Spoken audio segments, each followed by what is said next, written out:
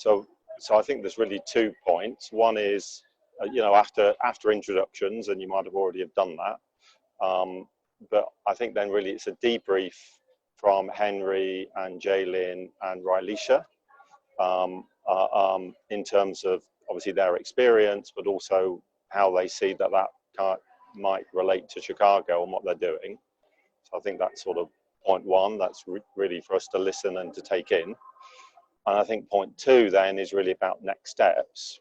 What, you know, if this was to be brought to Chicago, and just to be very clear about that, that wouldn't be Aegis doing that.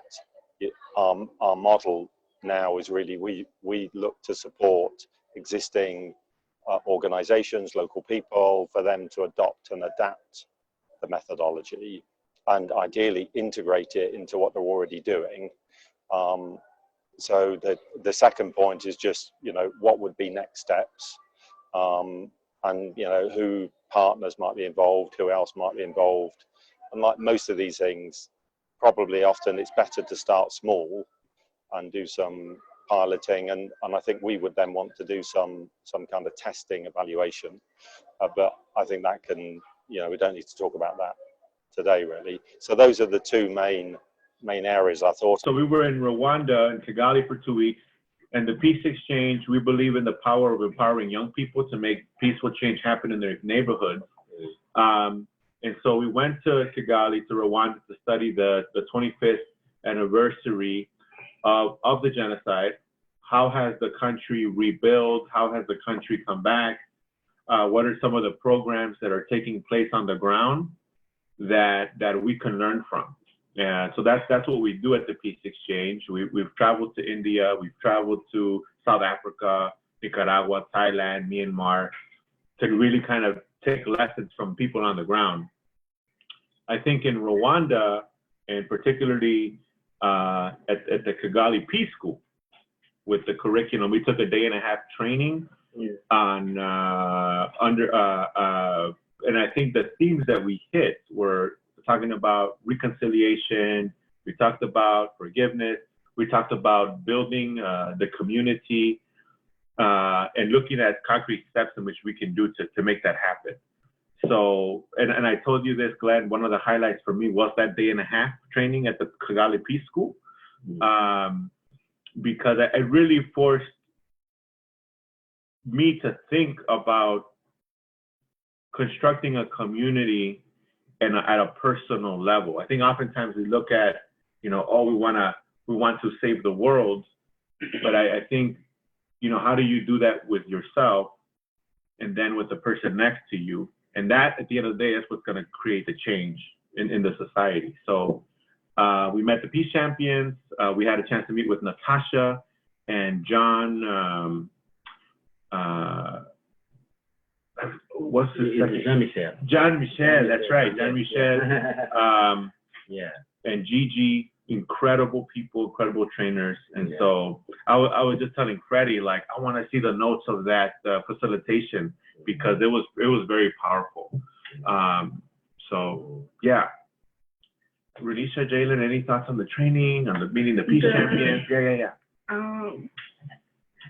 So my favorite and most memorable part is where we did the activity where we all lined up, and they gave us different roles. And what ended up happening was 2 people had the same roles, but we didn't know it. And Natasha would read off like different lines, and she would say, well, move up if your person would do this or agree to this, move back if they would disagree, or just stay if you're neutral about it. And it got me thinking that, like, at the end of the training, we revealed who we were, and I was 10 steps back, and the person who had the same identity as me was like 10 steps forward. And it had me, I had to think a lot about, like, why was that? And she said that it was because forgiveness is not linear. We're all at different places in the healing process, and we all heal differently, and we all forgive differently. So that was after we learned the continuum of benevolence. and it had me thinking that I was at still opening up, while the person who had the same identity as me was at respect. And so that was really memorable for me because there's a lot of things in life that, as people, when we hear about it on the news, it's kind of hard for us to forget or to move past it. So just to hear that, oh, it's okay to be where you are in the healing process. It's okay to not forgive right away. It's okay to just still be at opening up, and the next person is at acceptance. It's okay for that to happen. It kind of helped, especially when we went to the reconciliation village, because for me personally, I felt like, how could you forgive someone for killing your family? And then you need someone like Maria who forgave, and I never went through that, but just to see how she can forgive and to apply what we learned and to reflect on both of those days where it was mind-boggling and it was mind-blowing, and spiritually and mentally it was a touching experience for myself and my roommate in Rwanda. Yeah. Mm-hmm. And Gigi and Pacific were with us for that day, the reconciliation village. Yeah. They translated everything for us. Wow. It kind of hit the nail on the head with everything they said. I would say that just coming back to Chicago afterwards, it kind of had me thinking that like knowing yourself and knowing where you are when it comes to forgiveness is really important, because I think that retaliation is more a problem, is like a main cause of violence in our communities. Because you find out that, oh, somebody shot at them or somebody stole from them, and now you're like, oh, I got to get them back. You know, that's the mindset that a lot of people get, and that just leads to more violence. So I think that being able to follow that continuum of forgiveness and knowing what step you're on and trying to advance yourself on that continuum is really important. And that's kind of like that's the first step, at least I think, in like stopping violence or at least toning it down. There's another activity we did so we did the forgiveness exercise. We met with the peace champions. We had one-on-one conversations with them and learned about their peace projects in Kigali. But there was another exercise that we did that forced us to think. They put like these steps in a nation building or community building. So like they put like truth telling, and truth telling was one, restorative justice was another one. But they asked us, the trainers, Natasha, she asked us, I want you to work in a team and put the steps in order in such a way that you think this is the steps, these are the action steps that are needed, but put them in order to make a peaceful community. And so like different groups had different steps, but I think at the end when we looked at, like every community is different, but really putting the steps in order really made people think about, like, if you want justice or if you want peace or if you want change, those are action steps that you need to take in order for you to even, begin that journey. So that was another highlight. It was like little strips of paper, and like you guys had to work it out. Like, okay, first we do this, before we do this, before we do that, before we even change institutions, what do we need to do? We need to do our homework. So that was also another highlight, I think, because I think oftentimes people want just things to happen. I want justice or I want this, but it's not that easy. Yeah. You can't chant your way towards a solution, but you can. There's a lot of things that you need to do in order to make that a reality. So that's another thing I'm thinking about. So I think we could incorporate that into our work in the community. Yes, and then when we were doing that activity, we had disagreements among ourselves, and that was just because we came from different places, like mentally, and like where we are at in Chicago. So it was kind of for me, it was kind of chaotic at first because it was like, no, I think it should go this way. And then the next person was like, no, I think we should take these steps. But it kind of opened up perspectives. So that was kind of really helpful to do that. And just to be in a group with people who may look like you or may be the same age as you or the same gender, but to have different perspectives or outtakes on how to take appropriate actions and steps to achieving justice or peace. So I kind of like that one as well.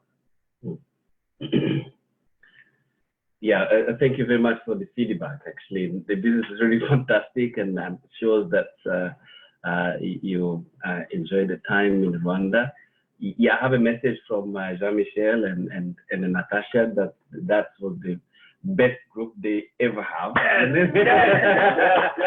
right, good. Because your level of engagement was really very high. So they really like your group, and they feel that really they should continue with you. And Good to hear. From what you just said and what Natasha and Jean-Michel said, we had you had the three activities, I think. One is forgiveness activity, just to measure your level of forgiveness. If someone and actually do wrong for you, are you able to forgive? Or are you able to even start that journey? As you just mentioned, it doesn't matter how quick you do that, but the important thing is to be conscious and start the journey. So that it may take 1 year, 2 years, 10 years, but it's personal actually how you do it in your own, and you do reconstruction activity. And this is really the puzzle actually, how you do it, to know where to start, and with different views. And it was really a puzzle for Rwanda we thought about it in the way Rwanda was right after genocide. We had survivors. They would say we need justice. We need those people in prison. We need those kind of feelings and emotions. But also we had the country which was really really down in terms of economy. We had, do we start with reconciliation, or do we start with forgetting about justice and everything, standing up the country because the economy was really below zero? And we had that puzzle, and because the security was really another issue, because someone would jump on others and kill them. We had the guns and munitions, and everybody has a grenade or something. So we didn't know where to start. But I think it's actually the same situation to any society, because we have a different views and we don't know where to start. But the good thing is to sit down, discuss about it, because the starting point is different from one society to another one. So I forget another activity you did, but we have in a total 16 activities. Nice. Yeah, we heard it's a 5-day program. Exactly. So it's a 5-day program, and the 16 activities include. Glenn, are you still there? Sorry. I am still here. I just switched my video off while Freddie is talking, just because for the camera to be on, I have to hold my hand up, so it just gives me a bit of rest for my arm. No worries, you're good. Sorry. Yeah, no worries. Sorry, I want to make sure. So among the 16 activities, including active listening, you're listening. And how do you listen to another? How do you, and that's really, it's more about strengthening the skills by empathy, because you cannot feel,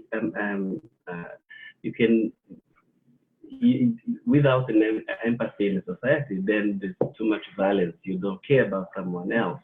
But when you care about someone else, you have to understand, you have to listen. You have to listen to the pain of others and go in shoes of your neighbors and your colleagues. So we have a bunch of activities that we can, if we're going to talk about the next step. So we may go into the activities and you choose which one according to how much time you have with your groups. But at the same time, I was thinking that we'll need also to have a small group of people we call a training of trainers. Then we can get almost a training given to those people who be able to come back and train others. So that's my point. So I will leave you to discuss this. And Sure. I think it's really very fantastic and exciting to listen what you're talking about and how you say it. Wow. Part of so the program Peace Exchange, the travel was phase 2. We have 3 phases in the program. Phase 1 is training. Jalen and Ronisha and their fellow peace builders took how many hours? 80 hours. 80. And they learned about different topics, either from understanding gang violence to understanding sexual violence to understanding teenage dating violence, all the different forms, but also ways to what are people doing to combat those issues. Phase 2 was the international travel to further their studies. Wow. And then phase 3 is Ronisha and Jalen and their fellow peace builders are going to go back into the community. They're going to talk to kids about what they learned in Rwanda and through our Speaking Peace program. Collectively, they're trying to reach 1,000 young people. Okay. And then with the Peace Exchange, we have another program that we call Speaking Peace, which is the 4-session modular program. Ronisha has led a summer camp this summer, 2 summer camps. Yes. You want to talk about what you talked with the kids about? Before or after? After, that's fine. Yeah. So last week, pretty much we just ended on Friday. I kind of talked to them about what I did in Rwanda. I talked to them a little bit about the history of Rwanda because they are younger, so I didn't want to scare them. So I just talked vaguely about like what happened and why we traveled. I talked about the beauty of Rwanda, and I talked about how the people there are trying to create peace and how can if they can create peace and they can forgive, how can you do that? And yesterday I kind of had, well, I think that was not yesterday. I forget which day that was, but we got into these small groups, and Henry asked each group, like, tell us a time where you felt indifferent, or tell us a time where you had empathy. And so the steps of the benevolence. Yeah. So we kind of all opened up, and at least the group that I was in, we kind of really opened up. And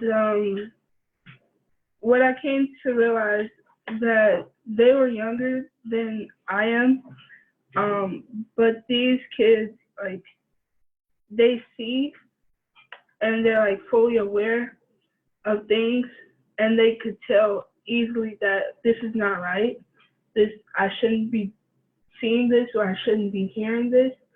And they came up with the solution that, like, I should forgive people because it'll be easier for me. Because one student, he was just telling me how, like, he got a phone call and, like, his uncle was killed, and he said, I couldn't forgive and I was mad at the world. But eventually I just forgave because it was easier for me to forgive. And that was kind of like, it kind of took me back because at that age, I wasn't thinking that everybody would think the way that I did at that age. But the fact that he did, and he does think that way, it kind of like expand my horizons and kind of showed me that what we did for that week was helping them. Because come Tuesday, I don't think nobody would have opened up. But as we went down later in the week, everybody was opening up. and wanting to have those uncomfortable conversations. Part to add on to Renisha, I think part of what I would like to see, and this is just an idea on the table here, is we're developing our modules for the next year. We're gonna have a documentary about our trip to Rwanda. The Peace Builders are gonna talk about their reflections, but we want to share with them, with the kids, a particular teaching and peacemaking process. So maybe one of the 16 activities we can adapt and, what was the word you used, Glenn? Adapt and adjust. To adopt and adapt. Adopt and adapt. There you go.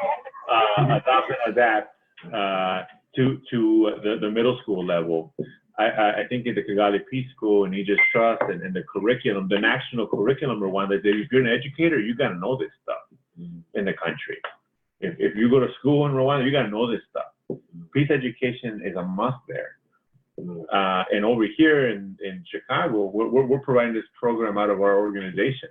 It's not part of the standard curriculum. Right, you're lucky if you get the opportunity to learn about this. And it's kind of really unfortunate because like Chicago is one of those places where it needs to be like the norm, but it's not. And it's like it's really unfortunate because like think about it, had kids my age knew how to solve conflict, knew how to speak well, knew how to like get their words out, promise you like some of them wouldn't be dead, some of them wouldn't be in jail, some of them wouldn't be in gangs, and some of them just wouldn't be in the streets. We would have a very different discussion right now. Had like speaking peace and teaching your history is the norm, then like this would be a whole different society. And I cannot tell you why they don't teach history in that light or in that sense, or why they don't, study the reasons why things happen.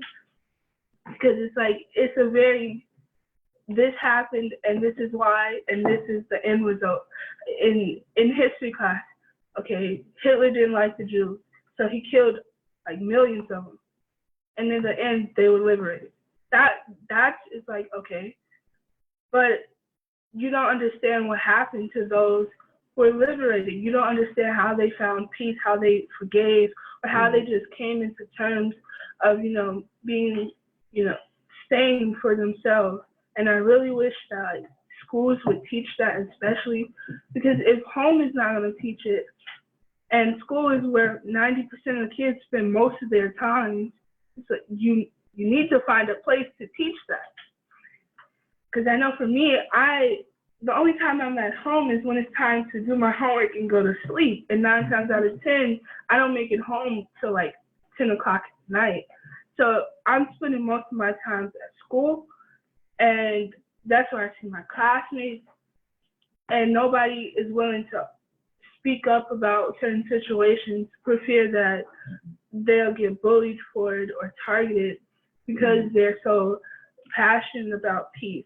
But the teachers, the principals, the owners of these schools need to, be promoting that, because it's, for myself, I can only go so far as one person.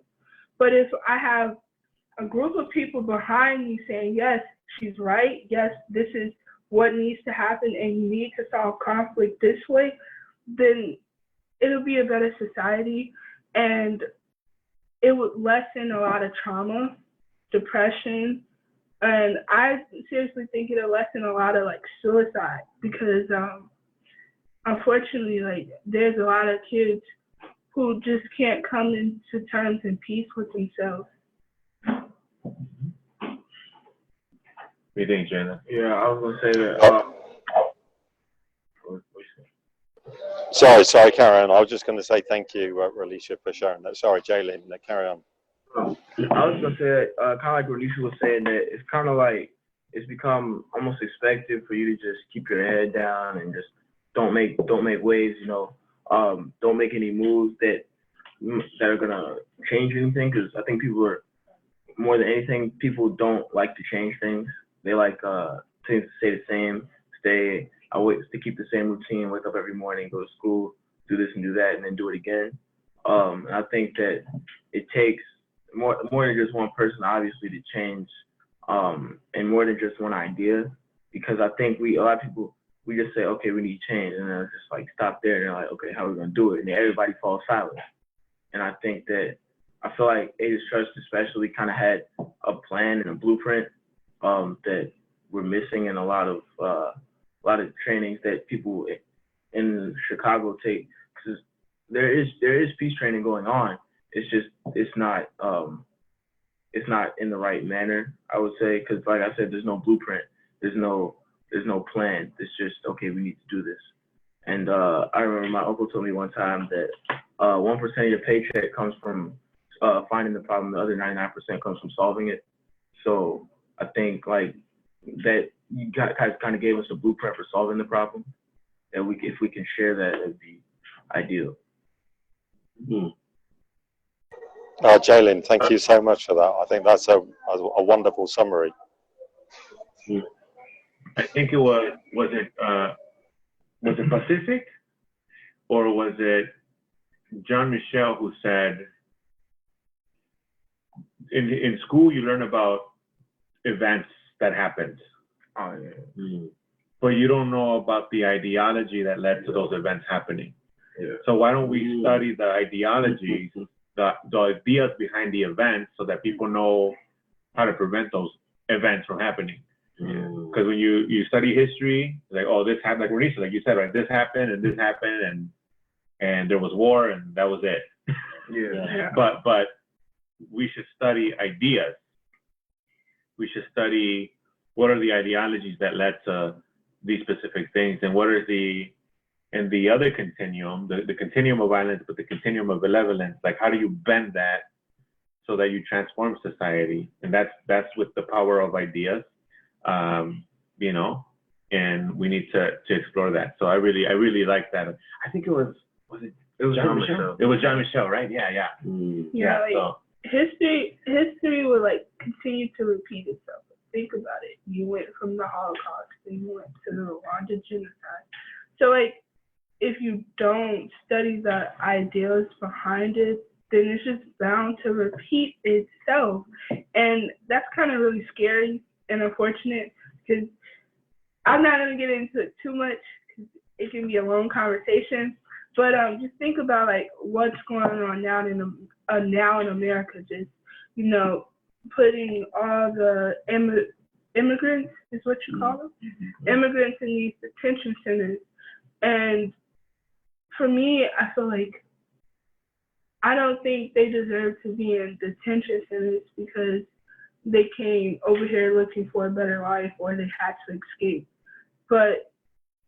And there's like different, you know, things in history, or places in the world back in history where you see examples of what's going on now. And it's just like, well, had we just studied that, or had we, you know, looked deeply into why those things took place back then we would be in a better situation now.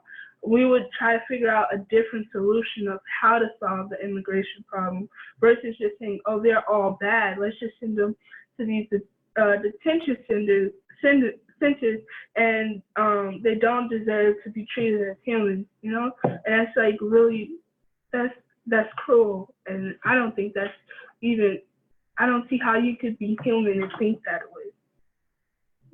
Yeah, I think two things on that subject. First of all, there's like the idea of kind of looking at things for what they are, because I think that a lot of times we look back at history and be like, oh, that can't happen to me. And I'm sure that those people that it happened to said the same thing, you know?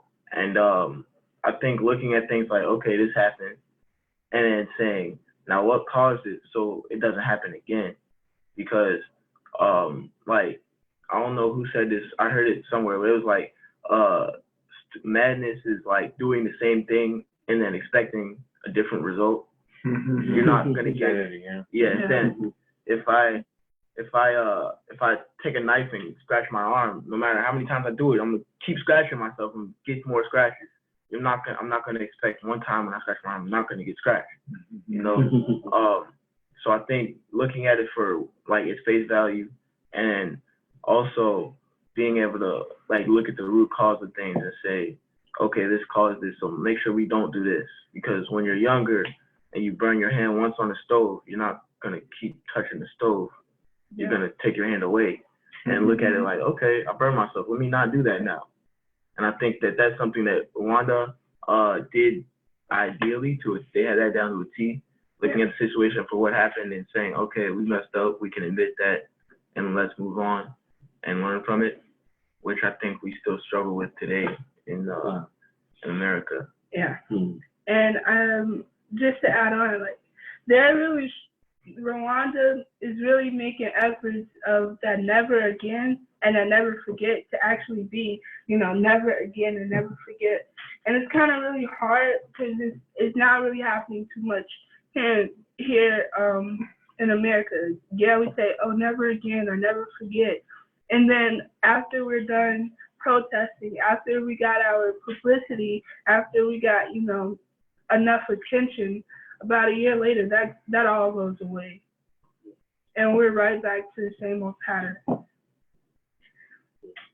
If I may, just conscious of people's schedules, and Jalen's inspirational comment from his uncle of 99% of the effort is on the solution, right? And I know, Glenn, your desire to sort of focus on perhaps next steps, I'll just sort of frame with this expert panel, if I may, get your thoughts from someone who is not close to really understanding the issues nearly as well as each of you do. But in Chicago, I think someone mentioned there's lots of peace initiatives. You know, just from what I understand, you know, in Chicago, of course, most of the violence is fairly limited in neighborhoods.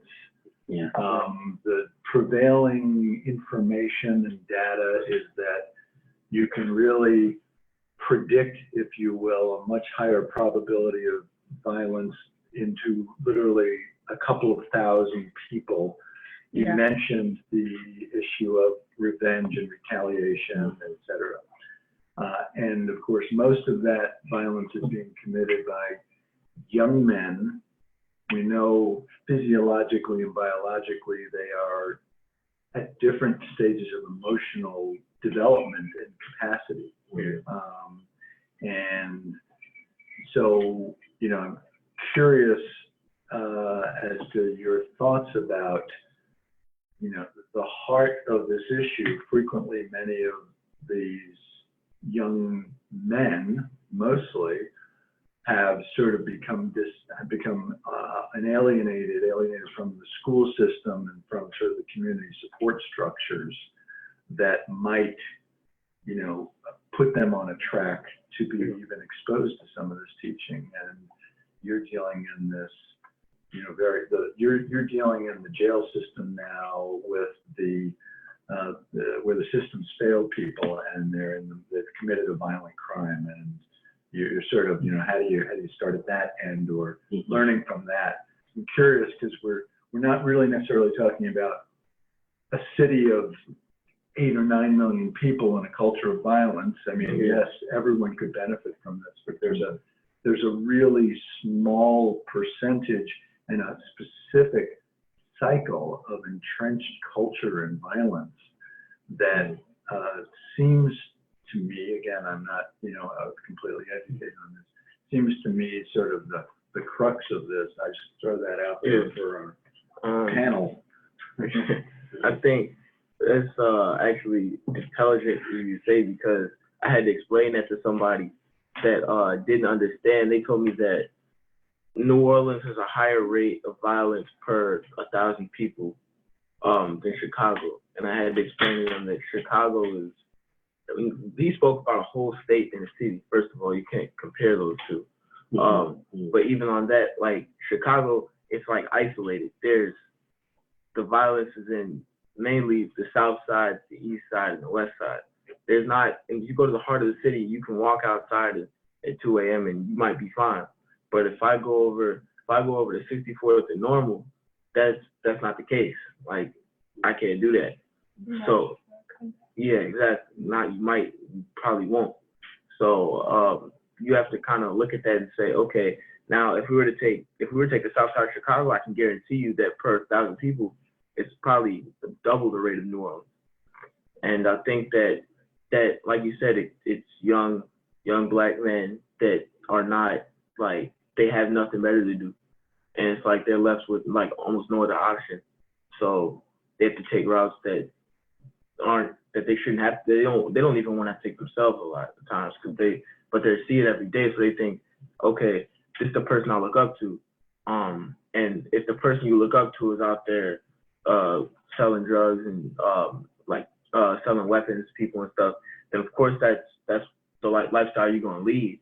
And if the person you look up to is the person that leads as the head of this gang or head of that gang, or is on the corner every day, then that's the lifestyle you're gonna wind up leading.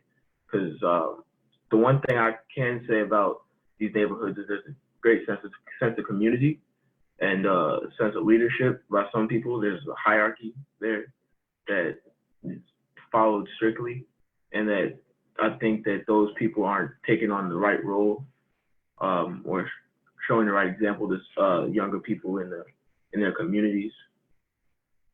But yeah. So to go off what Jalen said, I think it kind of really all starts with the parents. You have parents who become parents and they weren't even ready to be adults themselves, and so you see them trying to find themselves, especially when they're trying to raise you, and that's kind of hard. And then especially in poverty, it's like, I'm trying to find myself, I'm trying to raise my kids, and I'm trying to make sure I know where the next meal is coming from. And that's kind of really hard.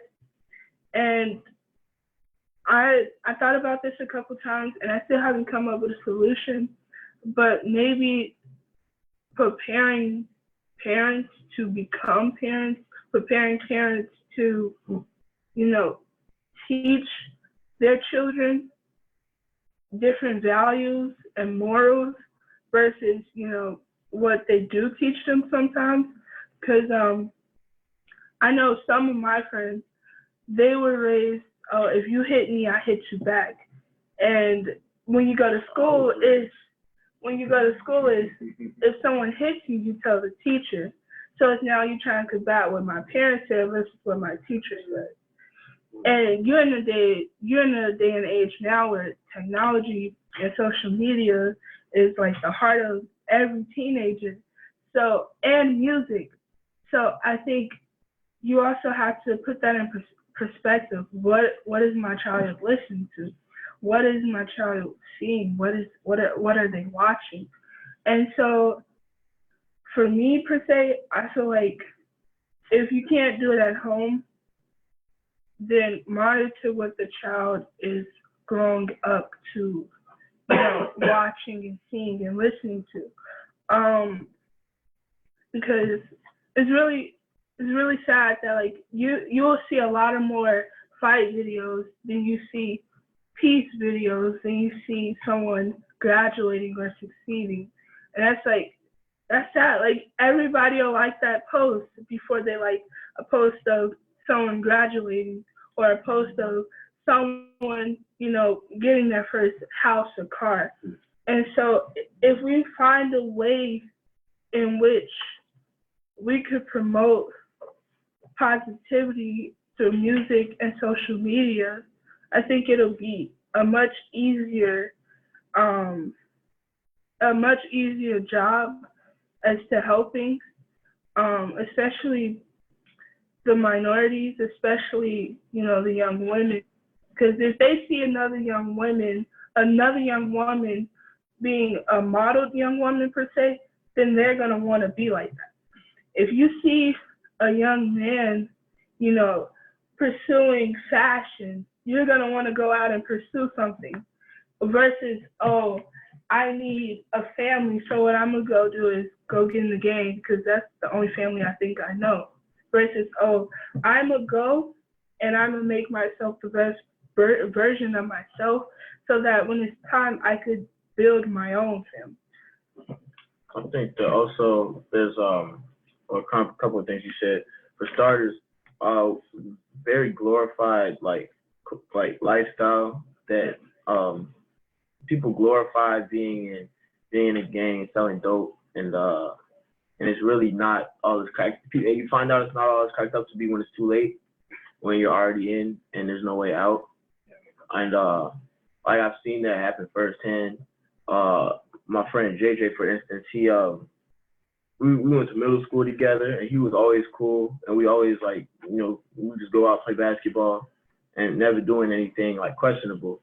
But then his older brother started selling drugs, and he glorified that to his younger brother. Like all he saw was him making money and him having a lot of friends over at the house all the time throwing parties, and he's like, oh, I want to live that lifestyle, so why not?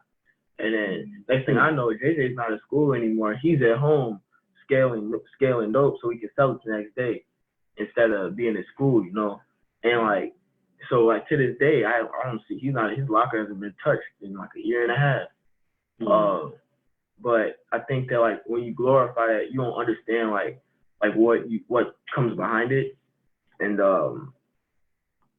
I think that that starts with music. And it's kind of funny because a few people at this table might know who G Herbo is. A few people might not. But you and I are cool, dude. Sure.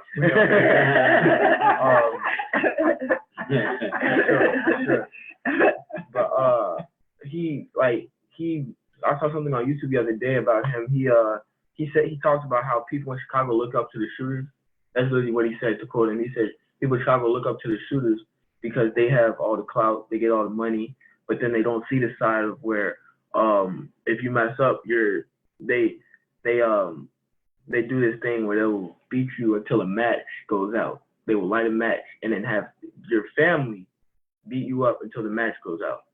And like they don't see that, so until it's too late. Now they're stuck in and they can't get out. So like keeping them, making sure, giving them information so they can make their own educated choice. Because I feel like if people knew what they were getting into, they wouldn't get into it in the first place. Sorry, I was just saying there's established evidence that if you're working in violence prevention, you focus where the violence is.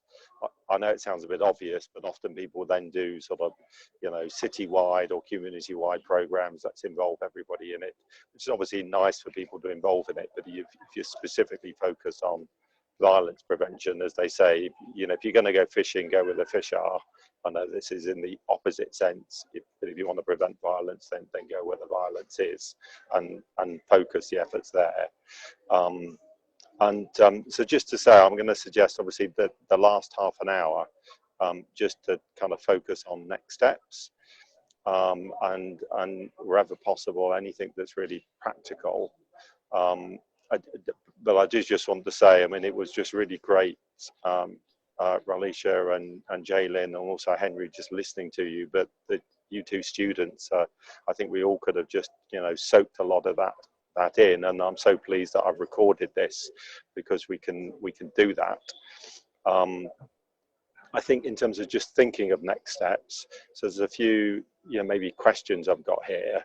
You know, one question is there something specific in Rwanda that really has to be done in Rwanda? So obviously the students have been to Rwanda, and there's a certain element of seeing is believing, but obviously not everybody can go to Rwanda. That's just not practical, not feasible. You know, even if you wanted to send 200 people, which isn't a lot of people, you know, it's still just cost prohibitive. So I think it's just focusing on, you know, we don't have to answer all of these questions now, by the way, but, you know, are there specific elements from your learning in Rwanda that could be captured in a video, captured in something else, you know, captured in some immersive way that, you know, people feel like they're there, if you like, bringing Rwanda to Chicago. But maybe there are elements that, you know, a certain number of people do need to go there. So I think that's just one question, understanding what is it about Rwanda that we would need to package and kind of translate that, because that element is just so, or those elements are maybe so critical to the transformation. For example, Ralisha, you mentioned about Maria and Filbert and their story and listening to that story. And there'll be other elements as well. So that's one area. I think then the second area, Henry, maybe this is more for you, is, you know, you did 1.5 days. This is, you know, a 5-day program. You know, in some respects, I'm sure we could make it a 10-day program. So kind of how many days, obviously you've not done the 5-day program, so I realize you don't have a sense of that, but you'll have a sense you did 1.5 days, and how many more days, you know, could you have happily have done? So I think that's the second question. I think that and this is a thought, you know, I love your concept of basically high school students. You know, I don't know how old Jaylin and Ralisha are, but, you know, people that are 16, 17, 18, I guess. 16 and 17. So 16 and 17, I have to say, to hear the words coming out of your mouths is, to me, I'm sure David and Kim feel it as well, and Brady, you feel there's a bit more hope in the world just by listening to you. You know, I went to Rwanda when I was 36. I wish I'd gone when I was 16, to be frank. You know, why did I have to wait till I was 36 to learn these things? But I just love the concept of 16, 17-year-olds teaching 10 and 11-year-olds. And that sort of concept, I have to say, I know that's what you've developed in the Peace Exchange, Henry. My other question, and then I'll hand on to you all, is about reaching the parents and how to effectively reach the parents.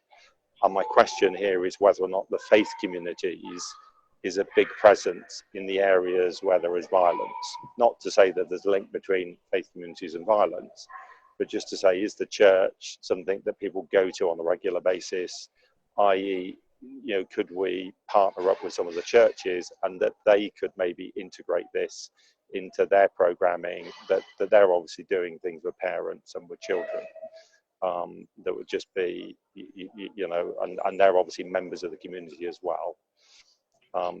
My final just thing, and then I'll hand over, is just to say, I mean, the obvious thing here, Henry, is for us to strengthen what you're doing in the Holy Family Ministries and the Peace Exchange. Really, you know, how can we help you adopt and adapt the Aegis methodology, if that's something you want to do, into what you're doing, and really strengthen that. And you know, maybe there are other, you know, ideas as well, but anyway, that just seemed an obvious one. But I'll hand over to you all, because I know time is pressing, and want to be especially respectful of your time, Henry, with your birthday celebrations later today. Thank you. So I think, for one, we would love to see the modules of the 16 activities, if that's possible. We went through the 1.5 days, and it was great. I'm curious to see what the other activities that we didn't do, to read them through, get a basic understanding of what an immersion would be like, to get the full curriculum. The Peace Exchange, we're going to be going into elementary schools, 5th and 6th grade levels, to do our Speaking Peace program. We would love to adapt one of the activities into one of the sessions, or possibly 2. Maybe do 2 activities. We run a 5-hour program through the Chicago Public Schools. We get referrals because our Speaking Peace program touches on social emotional learning standards. And so we teach peace through that lens of social emotional learning. Principals and counselors contact us, and we go there with our documentary. We're going to have a documentary of our trip to Rwanda, and we want to leave students with a lesson or 2 on concrete steps you can do to make peace in your immediate community. So if we can see the modules, maybe we can adapt two of the modules, or 2 of the activities that we can modify for a 5th and 6th grade comprehension level. And then, so the other question regarding the church in Chicago, there's in the Archdiocese of Chicago, there's a new program. It's been out for a 1.5 years now. It's run by a gentleman named Phil Andrews. And Phil remember Phil? He's used to be the FBI. Oh yeah, that's him. Yeah. And I think he's from Winnetka. He was shot. He was shot. Yeah, this is where it happened. Yeah. So Oh yeah. so Phil is a close friend of ours. He oversees the Office of Violence Prevention for the Archdiocese. So I think they're looking at ways that the faith community, particularly the Catholic Church community in Chicago, can become more involved in violence prevention efforts throughout the city. I think it'd be good to have a conversation with him and what that office is working on in terms of getting to the parents of the faith communities. I know that in the Latino community, from my own experience, a lot of our community is very Catholic, but we have domestic violence is a huge issue, gang violence is a huge issue, teenage dating violence is a huge issue. So I think that'll be something that I think a lot of people will gravitate to if we have those discussions, with parents, young parents. And I think people will come because the church is kind of like a safe place where you can talk about things. So those are just some ideas. I think yeah. also to kind of answer your question about helping these families. We went to a place in Rwanda. I don't know if you'll be going near there or in that area called Mind Leaks. I think they have got that down to a T as well on what kind of a blueprint for helping families without just handing them money and being like, here, solve your problems with this. Because a lot of times that isn't enough, because you can give them all the food, you can give them food for a month, but once that month is over, they're back to struggling and trying to feed their children. So I think, if anything, the most important thing you can give them is connections and permanent solutions, because I think a lot of times they don't have the connections or know the right people to be able to get the things that they need. And if they can get those things, then know the right people, get those connections, then I think they can solve a lot of their problems. Because I can guarantee you, if kids that are out on the streets have something to go home to, have a closet full of clean clothes and food in their bellies, a nice roof over their head, I bet you they prefer to be at home than on the corner selling dope or getting shot at. So it's just an idea. Yeah. Well, Jalen, your friends, because your case study seems like it's like worth really understanding how the education program may or may not have changed the trajectory of your friends. So that situation times 1,000 or 2,000 is definitely the heart of the problem. He's definitely not. Good kid, exposed to his brother, Yeah. and all of a sudden you nailed it. It's glorified. And how, because there's so many well-intentioned programs out there, right?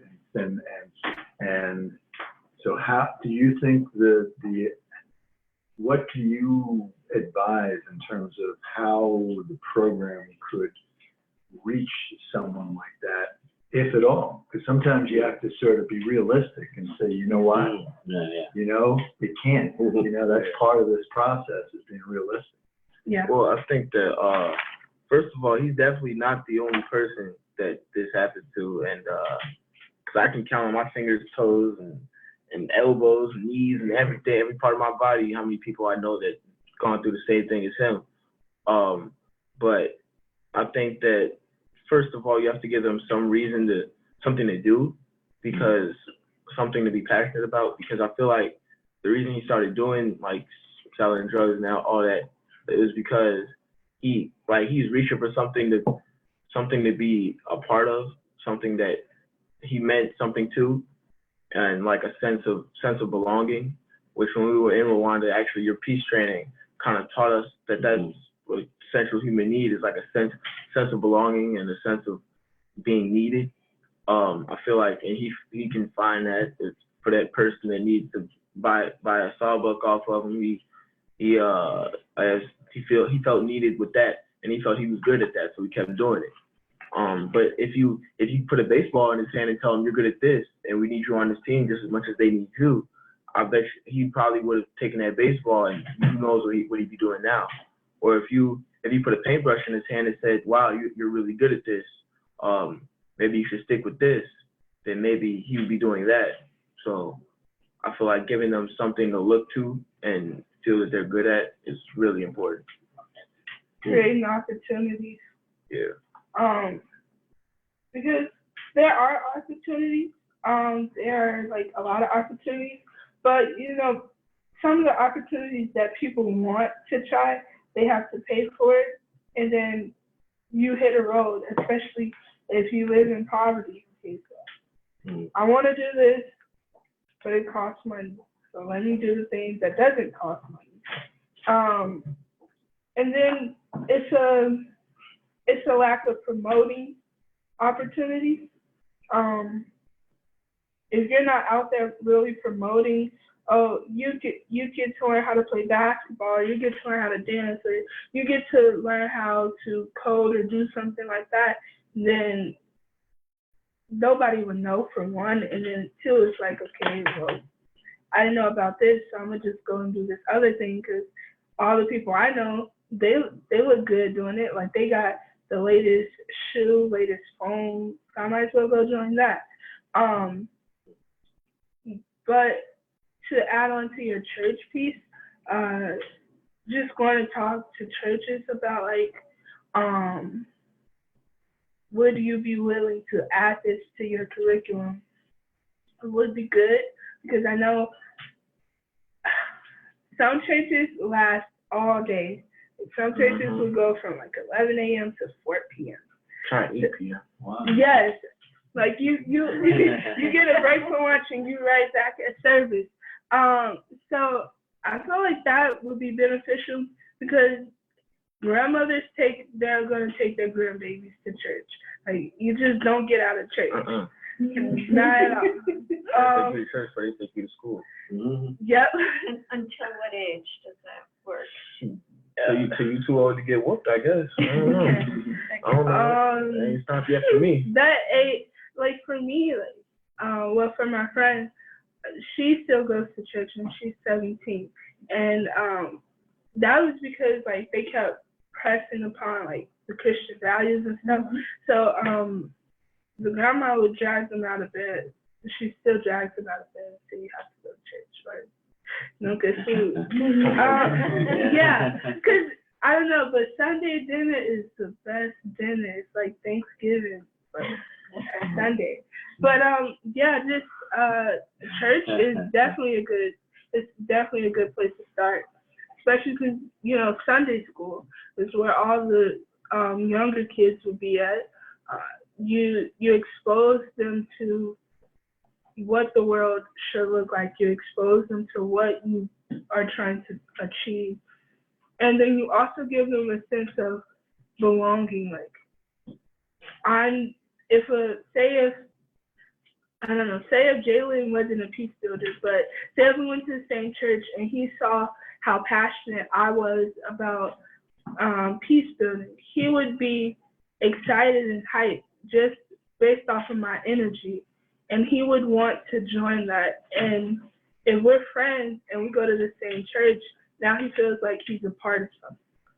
And also, I think when I thought about it, she asked me what ages had stopped. I think around like 13 or 14, kids start being like, well, it doesn't even start, oh, you don't have to go to church. It starts, oh, he got a basketball game. You can't go to church this Sunday. And next thing you know, he's at home. He's like, man, I'm tired. I don't want to go to church.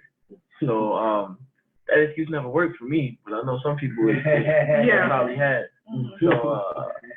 So I feel like also you have to get them there first, because you're not, if you walk in a church, I don't care what day you walk in there, you're not gonna find the people you're trying to reach right now.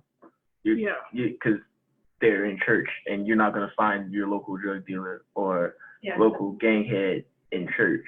That's what I was wondering. People who are in the church are probably not the biggest So issue. if anything, you have to get them in the church first. And my uncle works for the archdiocese, so that's all I hear about is getting them in church. and I am no Jehovah's Witness by any means. So I'm not gonna be knocking at your door like, I mean, you need to come to church, man. But so I think that like getting them there is also was gonna, like you said, gonna fulfill that kind of sense of belonging, sense of family, and that could easily replace that sense of family you get from being in a game. All you gotta do is say free food. Chief, that's all you gotta do. If you say free food, everybody is coming. Like, I don't care who you are, you're coming to get free food. Especially if it's soul food, and you're like those communities where soul food is talking, you're going to church. And the other thing is like I've been going to church, and I'll probably continue to go just simply because like one of the main reasons I used to look forward to going to church is because I see my cousins there. And I feel like that's one thing that's also missing is like wanting to go to church because my family's gonna be there. My cousins are my best friends easily. Like those are my day ones. We've been friends since I might have been like 3 years old when I started going over their house or whatever. But like I would look forward to church just because, oh yeah, I'm gonna see Brian, Ryan, and Josh. And I feel like if they knew that, oh yeah, I'm gonna see my dogs at church. Like all it takes is one person to say, oh man, I'm going to church this Sunday. They're gonna be like, what? And they're gonna be like, all right, my friend going to church. Let me go with him. And now his friend's gonna go with him. And then his friend goes with him. And you got a whole group going to church on Sundays because one of them was like, I'm gonna go to church. Jalen, just to ask, your friend who you spoke about earlier, was he going to your church or to a different church? No. So i.e. what I'm just saying, so he wasn't. Yeah, I think he was going to church when he was younger. I don't even remember, like, I can't give you like an age when he stopped, but I know he's not going anymore. But when he was younger, probably we were definitely 12 years old. And we went to church when we were 12 because I saw him there one time. But yeah, I can't even remember. I couldn't tell you when he stopped. Sure. So it could be preventative, but it would be sort of almost a, several years in advance. You're trying to capture people when they're 12 and prevent them when they're maybe 14, 15 from making those decisions. So I'm conscious of time. I've just got one small question, and this is just a bit of market research on our side. So the word peace, we've used that obviously in peace education, and Freddie's going to know what I'm going to say here. We've started to use the word humanity. So rather than calling our education peace education, we started to call it humanity education. And really the reason for that is often the word peace, certainly in the West, tends to be viewed as left of politics, tends to be viewed as a bit weak, as a bit softish, not something that people aspire to. I'd say communities where there is no peace, it is the most beautiful word, and it's a very, very well defined, and people know what it is. But so anyway, so I didn't know if you had any particular thoughts in terms of your own community, if this was called humanity education, or humanity or champion humanity education, pathway to humanity, pathway to inhumanity. Is that something that would have any particular relevance for you in Chicago? Either way, really. I feel like honestly, peace education for me would be. I think it would be more effective than humanity, just because I don't think people have the education to know to like use they don't use humanity as much as they use peace, so they're not gonna relate to the word as much. Yeah. People say humanity and they're like, wait, what? Like, you kind of gotta explain that to them. Now, if you say peace education, they're like, okay, I'm being educated on peace, which is something obviously that we're all striving for. I feel like people are striving for humanity, but they don't even know it. They can't put a word to it. So I think it kind of depends on what your setting is and like what community you're going to. So here's the thing. When I think about when we go into schools, obviously peace is in our name, peace exchange and peace builders. So we try to push that as much as we can. When I think of the word humanities, and if I go to a 5th and 6th grade level, right? I think it's a different realm. I think that would speak more to maybe junior, senior, or up. You know, I get it. You know, I get the importance of humanity, and that's what we're doing.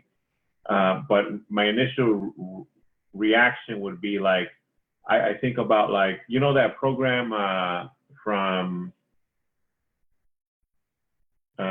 teaching history, facing history. They have yeah, correct. We know them well. Yeah. Yes. So they have a program. I think it's called Tolerance, teaching tolerance, right? So I think of humanities. That's what I think of. Like I think of like tolerance, right? Or I think of like, okay, you're human, I'm human. Yeah, and I think that's a different take on, you know, I think in order for us to make peace, you got to hit those notes. I guess I'm just brainstorming here, but that's what we're pushing. You know, peace education, speaking peace, peace builders, and putting it out there. So I think humanities is a much more advanced term. And I think you need more time to really dig deep into what that means, right? Humanitarian love and so on. I also think humanity is like the first step. I mean, not first step. Humanity is like the end goal, I think. But first, we have to kind of get peace. So to kind of like, peace is like a facet, and it's almost like, I don't want to say a side effect, that makes it sound like a disease, but it's a benefit of having humanity. You have a peaceful community. I think like the end goal would be harmony, which is kind of like what we spoke on when we did the training, and I forgot what they called it with the little slips of paper, but the end goal was harmony. And I feel like these are all like kind of facets of harmony. But I feel like peace is kind of like your baseline, which is like the first step. Like if I'm at peace with you, you're at peace with me, we can sit down and have a conversation without being at each other's throats. Peace champion. Yeah. The peace champion is like, I felt like I was talking, you know, like to some VIPs in Rwanda. That's how I felt. Like I'm talking to some peace champions. Like, who are you? You know, like talk to me. You know, like I gotta talk to you. You know. So I think, and this is part of Aegis Trust and the programs you guys are running. You know, how do we create more peace champions? You know, because they're experts in their field. They're out there doing the work. You know, so that's what really spoke to me as well when we were in Kigali. When we had the one-on-ones with the peace champion, you should have seen this plan. We had the peace builders with a peace champion, and then we're having one-on-ones. Like, and they were talking about like their projects. You know, what are you doing? And because I know my peace champion was like, he was like a fashion designer in Rwanda, and his pretty much. I follow him on Instagram now, and I've been like following his his mission or whatever. And it's like a school like for the young fashion designers in Rwanda. And pretty much what it does is like it educates them so they can pursue their career, and it kind of educates them on the intangibles that you can't learn in business school, but you also can't get in the fashion program at Columbia in the States. So it kind of educates them on the things that they don't know, so that they can succeed in their careers. Oh, that's great. Thank you. Yeah, thank you. And just to say, Jalen, your comments on your level of understanding, I have to say, is very, very good, and is very high. And you're definitely, I don't know where you are on the path to being a peace champion or a humanity champion, but you're definitely up there. That is some profound comments you've made there. David and Kim, do you have any comments on humanity education versus peace education, or do you call a program Champion Humanity? And again, we're just sort of internally having some discussions as to what we call things. So I was just going to pose that question to David and Kim. So it's interesting, because when I think what would people understand right on its face, and what comes to mind is nonviolence, and yet it's also interesting to me that I have to think about it in the negative to be clear. because when I think of using peace or humanity, it sounds very global to me. And when we think of peace, you know, it's often in terms of, you know, it's not at the community level, it's more at a, you know, global level. Not even thinking of it in the personal. So, you know, and I don't like the idea that you have to go to the negative to be clear. So that doesn't, you know, answer your question, but it was an interesting thought exercise for me. Yeah, nothing to add. I think it's been made well that humanity is integral, particularly for younger people. Yeah. The Peace Champion curriculum. Yeah, Peace Champion curriculum is good. It sounds good, I think. Yeah, I'll take that. Yeah, Sign me up. Locally, you know. I mean, like, first, I mean, it depends where you go. My friends personally, they hear nonviolence and they're like, oh, okay. And then they just like, it's another one of those thoughts. Shut down. Yeah, exactly. It's like, oh, it's another one of those.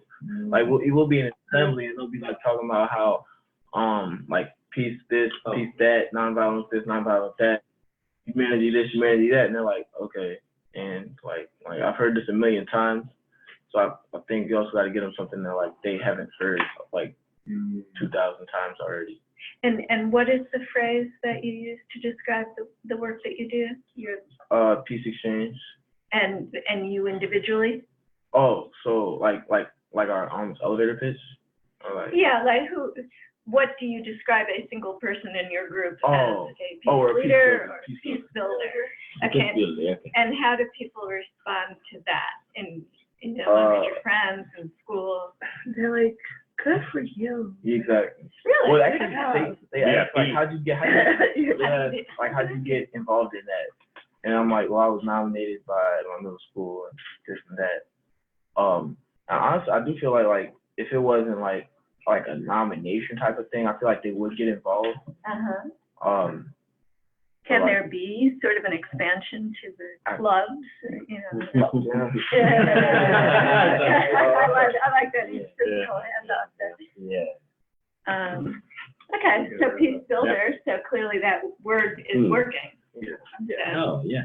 And I gotta tell you, I love that Peace Champion title. Yeah. Good idea. It's a good idea. Like, Yeah. they're all getting their little mini grants and doing little projects, and they're doing their work. You know, it's like it's all about the work. Yeah. Like you can teach it, you can promote it, but it comes down to the project. Yeah. It comes down to the work. Yeah, I have to say that it's even a very encouraging title as well, because in Rwanda when we did the peace education program, some of the young people have been selected to be peace champions, and those are people who went in the communities and they do their own program. Okay. And because sometimes we train them how to do income generation, we train them on leadership program, and they go back to the community and they create something like a peace club, or sometimes those who have their families are farmers, and then they start something to increase the crops in the family. Wow. Which is, and then what we do, they do a small proposal, and then we give few amount of money, and they go back, and if they manage to improve the crops in the family and in the community in general, then become peace champions. But I think these are really very encouraging title. At the same time, you feel that you have done something, and then you really champion. Yeah. It's like a rewarding. It's really rewarding. Yeah. And then I think it can work everywhere. I think in Central African Republic it works as well. Champion de la paix. It's in French, but good in French. yeah, champion de la paix. It's really working. And then the young people, they like it because they relate to like a sport, and like, man, I want to be on the top. That's it's a great word. Yeah. And the thing, just from what you heard in terms of next step, I think we are really clear on this. And what I know is we have to share with you the 60 activities and at the same 16, no, not 60, but at the same time we share with the curriculum. I think we can share art too. Exactly. Yeah, and I think some of the benefits on I heard from your words, continuing violence, continuing benevolence as well. That's probably may work, and understanding what we can incorporate or adapt. So I think this is my homework. I take from this conversation, and oh yeah.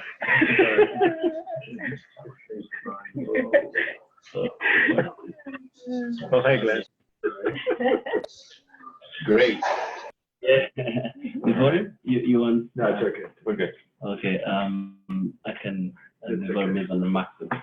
So yeah, this is one of the homework, but at the same time, I was thinking that I still feel that we need to have a kind of a practical designing meeting or discussion in terms of those adaptation, but at the same time, I feel this conversation was really, really very important.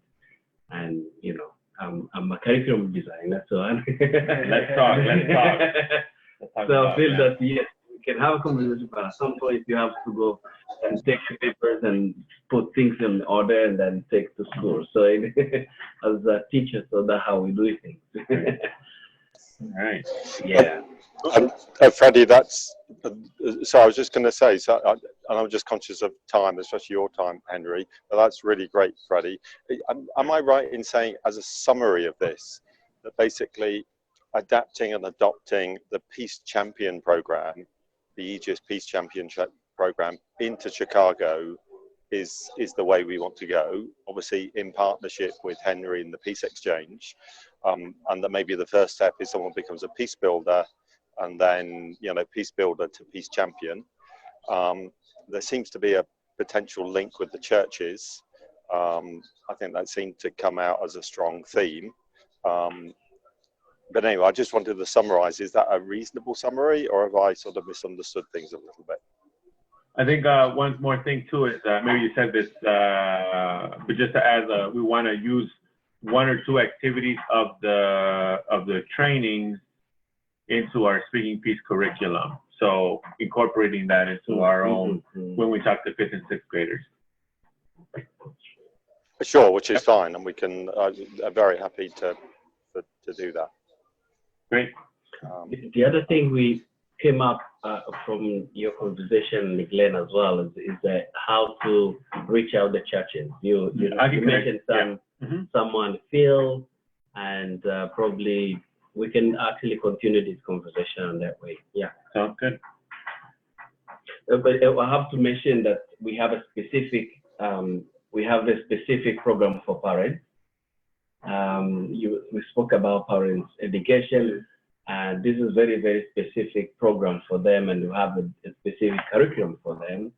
And how do you talk to children? How you we know that there's no best practice when you raise your children, because there's really different ways, but at the same time we trigger this conversation among the parents to teach each other how they do practically raise their children. But at the same time we have this specific program which is different from students, and which probably can be also shared with you. Once the churches they agree, and the parents, and we can see how we can manage it. Yeah.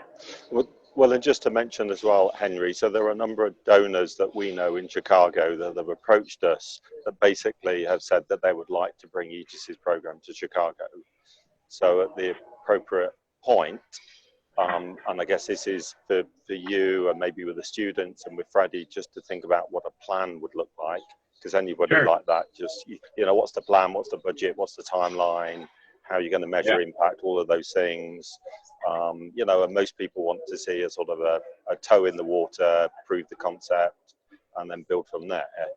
Sure. So it would be worthwhile thinking about a timeline for that. But we don't have to do that just now. But